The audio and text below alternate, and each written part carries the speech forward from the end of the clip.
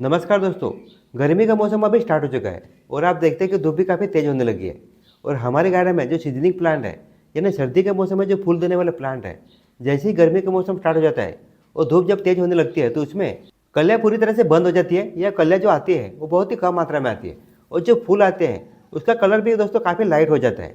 और इस टाइम इस प्लांट को हम लोग किसी साइड में रख देते हैं, या उस प्लांट में अभी हम लोग केयर करना बंद कर देते हैं। क्योंकि देखिए, इसकी कितनी भी अच्छी केयर करते हैं और कितना भी अच्छा खाद का इस्तेमाल करते हैं तो भी दोस्तों ये सीजनिंग प्लांट है, इसलिए सीजन में ही इसमें फ्लावरिंग होगी, यानी अगली सर्दी के मौसम में इसमें फ्लावरिंग होगी। पर देखिए, अभी गर्मी का मौसम धीरे धीरे बढ़ने लगा है और हमारे गार्डन में जो गर्मी में फूल देने वाला प्लांट है उसकी हम लोग अभी केयर करेंगे। तो देखिए, सबसे पहले जो नाम आता है वो है दोस्तों मोगरा का प्लांट।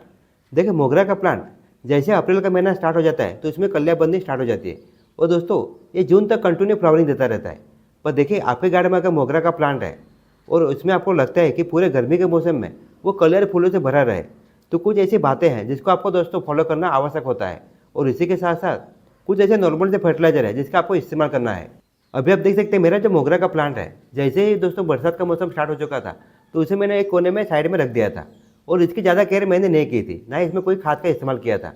पर जैसे ही गर्मी का मौसम स्टार्ट हो चुका है तो अभी आप देख सकते हैं इसमें धीरे धीरे कलियाँ बननी स्टार्ट हो चुकी है। और ये जो मोगरा का प्लांट है, अप्रैल से लेकर जून जुलाई तक ये कंटिन्यू फ्लावरिंग देता रहेगा। पर देखिए, अगर आपको लगता है कि आपके गार्डन में जो भी मोगरा का प्लांट है वो पूरी तरह से कलियों से और फूलों से भरा रहे, तो कुछ ऐसी बातें हैं जिसको फॉलो करना काफ़ी आवश्यक होता है। और मेन बात तो ये सभी के सभी काम आपको दोस्तों मार्च के महीने में ही कर लेना है, क्योंकि अप्रैल में इसमें फ्लावरिंग का दोस्तों मौसम होता है और अप्रैल से इसमें फ्लावरिंग चालू हो जाती है। तो अभी आप देख सकते हैं मेरा जो प्लांट है इसमें कलियाँ बननी स्टार्ट हो चुकी है। पर अगर हम लोग इसकी हार्ड प्रूनिंग नहीं करेंगे तो इसमें ज़्यादा ब्रांचेस नहीं आएगी और जो कलियाँ आएगी वो भी बहुत ही कम मात्रा में आएगी। तो देखिए, आपके गार्डन में अगर मोगरा का प्लांट है, अप्रैल महीना स्टार्ट होने से पहले ही उसके हार्ड प्रूनिंग आपको कर लेना है। तो देखिए, मेरे गार्डन में जो भी मोगरा का प्लांट है, मैं सभी के जो भी ब्रांचेस है वो मैं रिमूव कर दूंगा और इसे मैं एक शेप में कट कर लूँगा। क्योंकि देखिए, जब इसमें नए ब्रांचेस आएंगे तो दिखने में भी ये बहुत ही खूबसूरत दिखेगा, यानी एक शेप में आपको दिखेगा। इसके लिए जितना हो सके, जैसे मैं आपको दिखा रहा हूँ इस तरह से आपको एक शेप में कट कर लेना है। मोगरा का प्लांट ये समर में फ्लावरिंग देने वाला प्लांट है। इसके लिए दोस्तों इस प्लांट को कम से कम 5 या 6 घंटे की कंटिन्यू धूप मिलनी चाहिए। अगर आपके गार्डन में ऐसी कोई जगह है जहाँ पे पूरे दिन की धूप आती हो, उसी जगह पे इस प्लांट को शिफ्ट करिए, ताकि ये प्लांट अच्छी तरह से हरा भरा हो सके। और इसी के साथ साथ उसमें जब नई ब्रांचेस आती है तो अपने साथ कलियाँ भी लेके आएंगे। नहीं तो दोस्तों, अगर इसे पर्याप्त मात्रा का सनलाइट नहीं मिलती है तो आपका जो प्लांट है उसमें ब्रांचेस तो आएगी पर कलियाँ बहुत ही कम मात्रा में आएगी।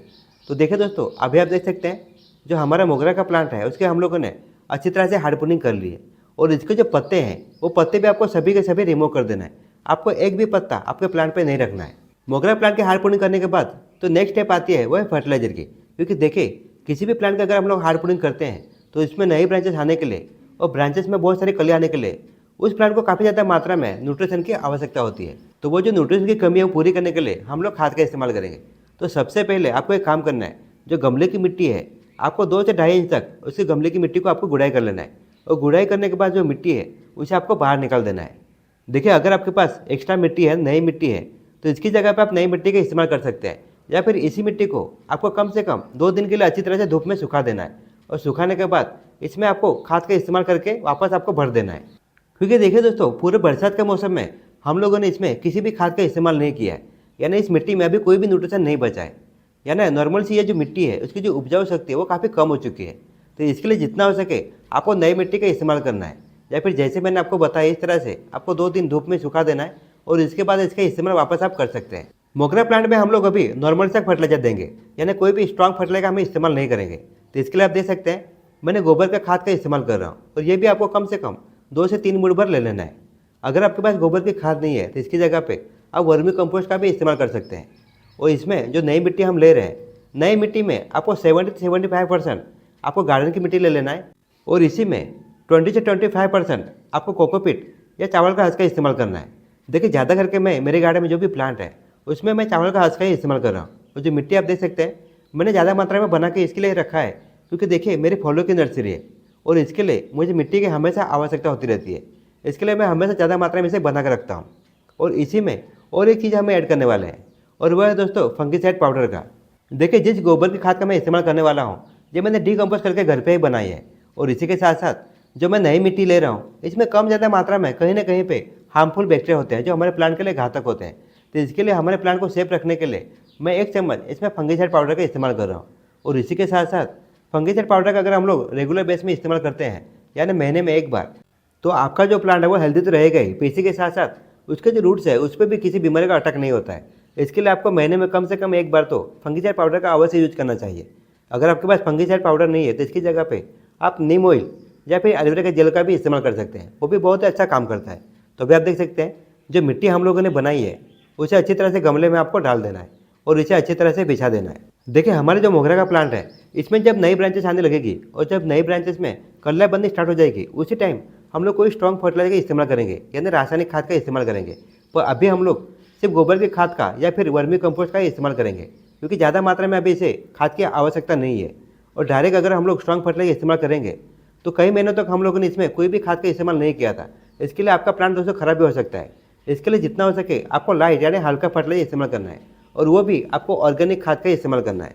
तो भी आप देख सकते हैं जैसे हम लोग वाटरिंग करते हैं, वाटरिंग के बाद इस प्लांट को आपको ऐसी जगह शिफ्ट करना जहाँ पे इसे पूरे दिन की धूप मिल सके। और आप देखेंगे 15 दिन के अंदर ही इसमें नई ब्रांचेस आना स्टार्ट हो जाएगी, और जो ब्रांचेस आएगी अपने साथ बहुत सारी कलियाँ भी लेके आएगी। तो देखिए दोस्तों आज के वीडियो में मोगरा के प्लांट के बारे में जो जो बातें मैंने आपको बताई है, अगर उन बातों को फॉलो करते हैं तो आपका जो मोगरा का प्लांट है अप्रैल से लेकर जून जुलाई तक इसमें कभी भी कलियाँ फूलों की कमी नहीं होगी, और आपका जो प्लांट है पूरे गर्मी के मौसम में कलियाँ फूलों से भरा रहेगा। तो चलिए दोस्तों इसी के साथ अभी आपसे विदा लेता हूँ। आशा करता हूँ कि आपको वीडियो पसंद आया हो। मेरी दी हुई जानकारी अगर आपको थोड़ी सी भी यूजफुल लगे तो इस वीडियो को लाइक और शेयर करना ना भूलना। तो मिलते हैं दोस्तों नेक्स्ट वीडियो में नेक्स्ट टॉपिक के साथ, तब तक के लिए धन्यवाद।